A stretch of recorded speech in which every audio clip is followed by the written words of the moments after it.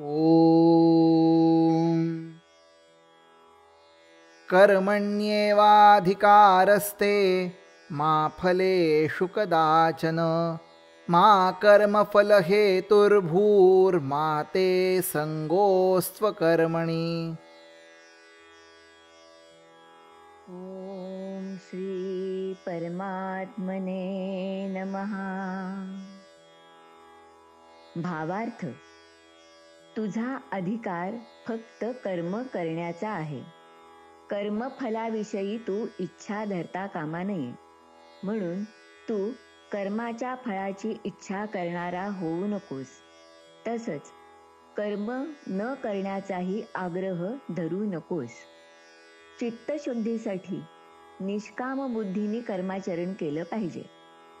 कर्मयोग जर साधायचा असेल तर कर्मत्याग न करता कर्माबद्दलची, कर्मफलाबद्दलची आसक्ती टाकली पाहिजे, असं भगवंत आधीच्या श्लोकात सांगतात.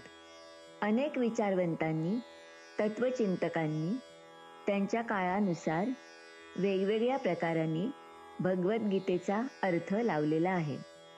लोकमान्य टिळकांनी कर्मयोगपर लावला आहे. या श्लोकात कर्मयोगाचं महत्त्व आणि कर्मयोगाचं रहस्य स्पष्ट करून भगवंतांनी सांगितलेलं आहे.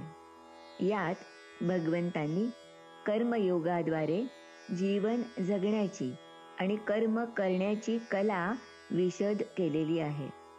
कोणतंही कर्म कला बनवलं ना की त्या कलेत रस घेतला जातो आणि त्या कर्मात आनंद वाटू लागतो. असं कर्म करताना थकवा जाणवत नाही.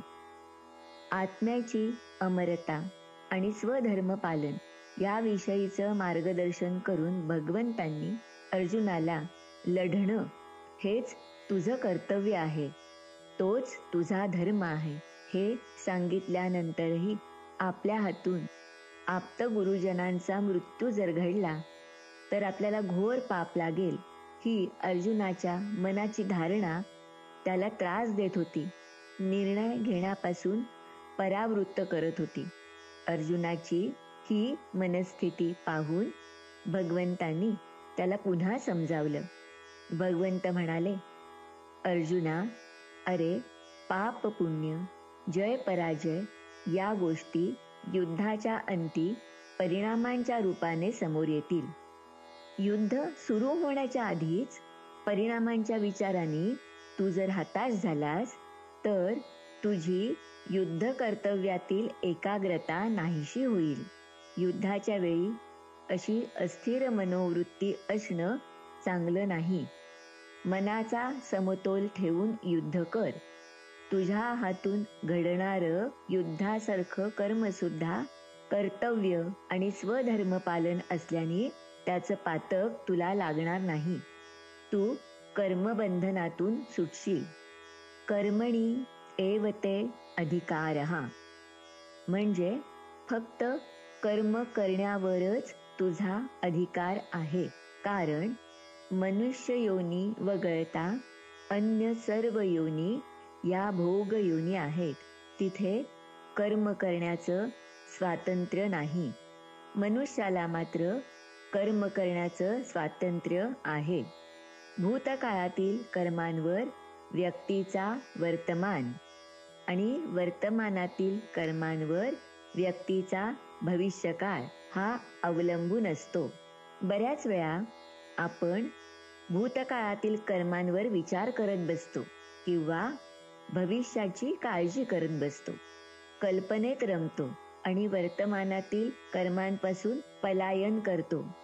माणसाने अशा निरर्थक गोष्टी न करता वर्तमानाचा सदुपयोग केला पाहिजे. बरं, कर्मयोग म्हणजे निरुद्देश किंवा स्वार्थापोटी कष्ट करणं नव्हे. इथे कर्माकडे बघण्याचा एक वेगळाच दृष्टिकोन मिळतो. निष्क्रियता नको, कर्म केलंच पाहिजे, पण ते कर्मफळाची आसक्ती किंवा कर्तृत्वाचा अहंकार न ठेवता केलं पाहिजे. म्हणून मा फलेषु कदाचन असं म्हटलं आहे. स्वामी स्वरूपानंद म्हणतात, पार्था नये सोडू निज कर्तव्यास, नये धरू आस कर्म फळी. आणि कुकर्माची न भावी संगती, करावी सत्कृती हे तू वीण. कर्मबंध कसा निर्माण होतो हे सांगताना माऊली म्हणतात, कर्तृत्वाचा मधू आणि कर्मफळाचा आस्वादू, या दोहींसी नाव बंधू कर्माचा गा. फलाशेतून भोक्तृत्व आणि भोक्तृत्वातून कर्तृत्व निर्माण होतं. त्यातून अहंकार निर्माण होतो. फलाशा टाकली ना की भोक्तृत्व आणि कर्तृत्व नष्ट होतं आणि अर्थातच कर्मबंधही निर्माण होत नाही. फलाशेशी संबंध जोडायचा की तोडायचा याचं स्वातंत्र्य माणसाला आहे. तशी बुद्धीही त्याला दिलेली आहे. निष्काम होण्यासाठी काही गोष्टी लक्षात ठेवायला हव्यात बरं. 1. कामनेची पूर्ती जर झाली नाही तर दुःख होतं. कामनापूर्ती झाली ना तर सुख होतं. त्या सुखोपभोगातून नवीन कामना निर्माण होते आणि सकाम भावानी नवनवीन कर्म केली जातात. 2. कर्म आणि कर्मफल दोन्ही अनित्य आहेत.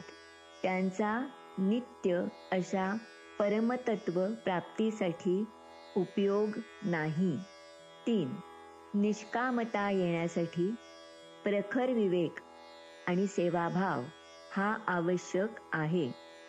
मा कर्मफल हेतुर्भुः म्हणजे तू कर्मफलाचा हेतूही होऊ नकोस. कर्मफलाचा हेतू होणं म्हणजे काय?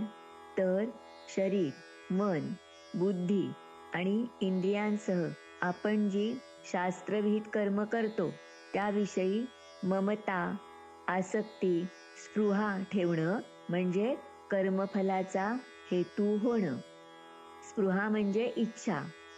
अगदी एखाद्या शुभकर्मातही हे माझ्यामुळे झालं, त्याचं चांगलं झालं अशी भावना निर्माण होते. म्हणजेच काय? कर्मफलाचा हेतू निर्माण होतो. त्यामुळे कर्मफल मिळून कर्मबंध निर्माण होतो. म्हणून त्याचा त्याग केला पाहिजे. मा ते संगोस्त्व कर्मणी म्हणजे कर्म न करण्यातही आसक्ती नसावी, अकर्मण्यता नसावी. मनुष्याला कर्म करण्याचा अधिकार आहे, पण कर्मबंधनापासून वाचण्यासाठी शास्त्रविहित परिस्थितीनुरूप कर्म न करणं हा कर्माच्या अधिकाराचा दुरुपयोग आहे. यातून अकर्मण्यतेची, काहीही न करण्याची आवड निर्माण झाली तर प्रमाद, आळस या गुणांशी संबंध येतो आणि माणूस तामसी होतो. कर्म आणि कर्मफलाशी संबंध जोडल्याने माणूस रजोगुणी होतो. या सगळ्यांचा संबंध आसक्ती सोडल्याने तो सत्वगुणी होतो. म्हणून काय? तर आसक्ती सोडली पाहिजे आणि सत्वगुणी झालं पाहिजे. अशा सत्वगुणी व्यक्तीला ज्ञानप्राप्ती होते. कर्मयोगात पुढील गोष्टी महत्त्वाच्या आहेत. आपण कर्तव्य कर्म करून दुसऱ्याच्या अधिकाराचं रक्षण करणं आणि कर्मफलाचा म्हणजे स्वतःच्या अधिकाराचा त्याग करणं. दुसऱ्याच्या अधिकाराचं रक्षण केलं ना की आसक्ती नष्ट होते आणि आपल्या अधिकाराचा त्याग केला ना की नवीन आसक्ती निर्माण होत नाही. या ठिकाणी गीता मानवी मनाच्या विकासाची एक पायरी सांगत आहे. अपेक्षा न ठेवता कर्म करणं आणि फळाची आशा न ठेवणं हा मानसिक विकासाचा एक टप्पा आहे. बरं, यामुळे समत्व कसं निर्माण होतं हे आपण पुढील श्लोकात पाहू. ओम श्री परमात्मने नमः. श्री कृष्णार्पणमस्तु. शुभं भवतु.